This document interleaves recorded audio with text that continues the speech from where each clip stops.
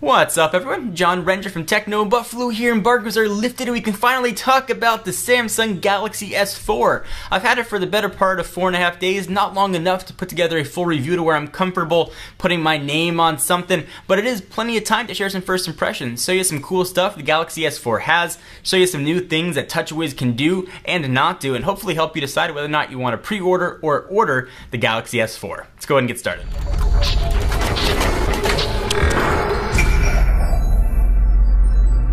Alright, so here is our Galaxy S4. We've got it for Sprint, although oddly we don't have any carrier branding on our phone. Perhaps by the time these devices get to you though, there'll be some sort of carrier notifications on here. So let me go ahead and run through the specs, remind you what the Galaxy S4 has. You can decide if it's the right phone for you. Then I'll talk a little bit more about what's in it and all about Sense and all kinds of other Galaxy S4 goodness. So it is going to ship with Android 4.2, which I give them credit for. They're able to get that on by the time these devices hit consumers' hands.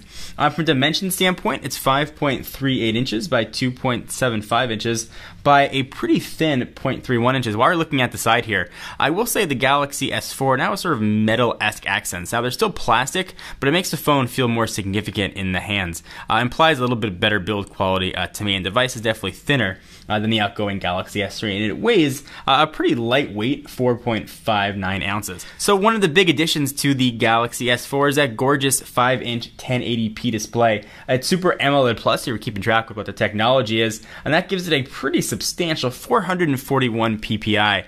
And the screen here does look gorgeous. We'll cover all this a lot more in the review, and I feel like I've used the device well enough. But when I'm just online reading websites and browsing around, the screen is absolutely gorgeous. Video, text, playing games, whatever it might be. The screen here is really nice. Samsung has always nailed their screens, going back to really the original Galaxy S and on. So hats off to Samsung for improving an already awesome technology. 2600 milliamp hour battery. I haven't used this long enough to give my full impressions on the battery. We've had it for about 4.5 days now, but I will say though, in my regular usage, I am able to get through a full day with about 30 to 40% left, but I want to put it through a little more stringent testing before I declare how good or bad the battery life is. So you can get this in two different versions. The US version is going to come with a quad-core processor. The international version you can get with an octa-core processor, but no support for LTE. It is a 1.9 gigahertz Qualcomm Snapdragon chip, so it's pretty fast. I mean, quad-core, octa-core. Nothing here is really optimized yet for quad-core or even octa-core. So I wouldn't get too caught up on the number of cores. Your performance though was awesome, and of course when we do our full review, I'll tell you what all the quadrant scores are and all that kind of stuff. But this thing's blazing fast, as you would expect, and augmented with 2 gigs of RAM. You're never gonna have to worry about any sort of Android lag or memory loss, assuming you're not downloading some crazy bad apps. So internal storage, 16 or 32, but you've got a micro SD card slot that lives underneath the battery door here, which is removable, which is quite nice. Speaking of removable battery door, I'm going to go ahead and do that. Same plastic that we've seen on other Samsung devices. It's no better, no worse. A little bit of what looks like a textured pattern on it, but there isn't one. SIM card's going to live right there, and there is that micro SD card slot. Again, we've got the Sprint variety, which supports their new LTE network, and that's where that micro SIM card is going to live. You can also see the antenna and connection points for NFC, which is also built into this guy. It snaps on just like the rest of Samsung devices do. A few little clips and you are good to go. Cameras definitely improved here as well. We've got a 13 megapixel sensor, which takes full 1080p video and does a very good job at it, and a 2 megapixel sensor on the front.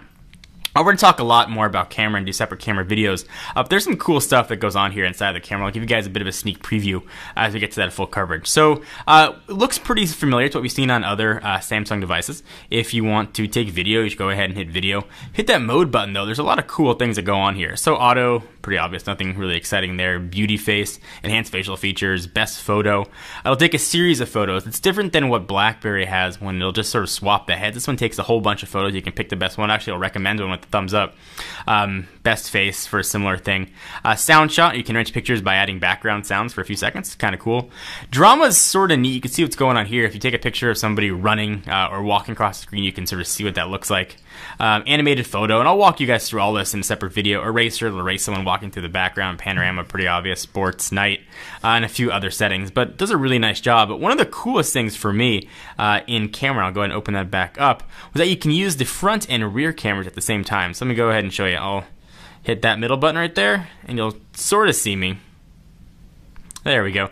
You can sort of see my face in a little heart as I'm filming. You can see Ralph doing the filming. We'll focus on him because it's probably a little bit easier. If you hit that little arrow button, you can choose all kinds of different little sizes and I guess outlines for what you want it to look like. So if you want just an oval blur and you want to chat with somebody, record a video, you can do it like that. And as you move it around, you get those 4 little boxes on the side, which if you use Android for a while, you know that'll let you resize it however big or how small you want. So we'll drop that down, select that. You can make it bigger. Or smaller. You can remove it obviously entirely if you want to, but certainly a kind of a really nice addition that Samsung has done. So we'll go ahead and close that. A lot more to talk about in camera, but consider that a sneak preview, an aperitif to the rest of the goodness that the camera can do here. So it's going to be coming to all major carriers in the US, so T-Mobile, AT&T, Sprint, and Verizon, one of the few devices that comes everywhere. So you're going to want to check what date it's going to come to your carrier because it's different for all 4, but it will be coming, so yay for that. So it's got Bluetooth and NFC, the rest of the stuff you'd expect. So let me walk you around the device. Snap that back all the way in here so it looks pretty. On the left hand side, volume rocker up and down, where we've seen that. From a design standpoint, it's nothing too different versus the S3, save for a little bit of a better screen. On the right hand side, you've got the power and lock button in the spot where Samsung likes to put it on the right. If we continue the tour on the back, there is that 13 megapixel camera, LED flash. Presumably there'll be some sort of carrier branding on here. Galaxy S4 and speaker grill. Up top, you've got a lot of port action here. You've got a 3.5 millimeter headset jack. It does have an IR blaster, which looks right there. You'd think that might be a microphone, but it's not. The microphone is actually right there on the bottom. That's where your syncing and charging port's going to be, and there is a noise canceling mic as well. And rounding out some of the cutting edge features here of the Galaxy S4, this has 802.11n AC, which I can't even test for you because I don't have anything that supports AC, but certainly over the next 2 years of your contract, a lot of stuff might. So there's that option as well. So some new things here with Sense. You can see how folders are organized are kind of neat. You get some nice animations. In the pull down, instead of just seeing that row of 5, if you hit that in the upper right hand corner, you can see a ton of stuff. There's some cool things here too, like AirView, which will let you sort of simulate what you can do with an S Pen. The best example I can show you, if I unlock it and I lock the phone, you can see that little light sort of follows my finger. I'm not touching the screen, but you can see it sort of follows where my finger goes. And you can do that to get sneak previews of emails, if you want to view text on a website or open a calendar item. It's sort of a neat feature. You can also do some motion stuff as well. So let's say I want to move a widget. Let's say I want to move this Google search bar. So obviously I can just drag it and move it around if I want. Without any problem, I can go from screen to screen.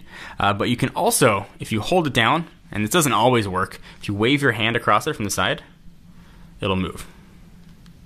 Doesn't always like to work. There we go. You can see now it's moving screen to screen as I wave my hand across it. So some kind of cool implementations for technology. I don't know how practical they all are, but they're super high on the cool front.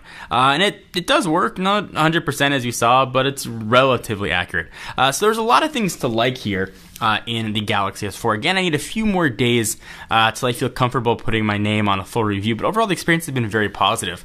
Nothing giant difference from the Galaxy S3. I think the big differences you're going to see here are in the camera, and some of that camera stuff might actually still be coming to the Galaxy S3. Now, while on paper it's a much faster phone, the Galaxy S3 was certainly no slow phone.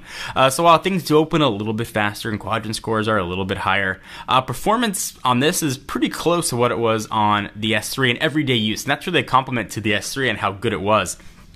This is definitely an incremental upgrade, but it is a nice upgrade and brings a lot of nice features. Really the big one for me is that gorgeous 1080p screen. So stay tuned for our full review, as I'll walk you through everything that this phone can do and not do, and I'll give you the full Techno Buffalo score. Any questions, things you guys want to see, leave your comments down below. I am John Rettinger from Techno Buffalo. Give this video a thumbs up. We most definitely appreciate it, and I'll see you in the next video.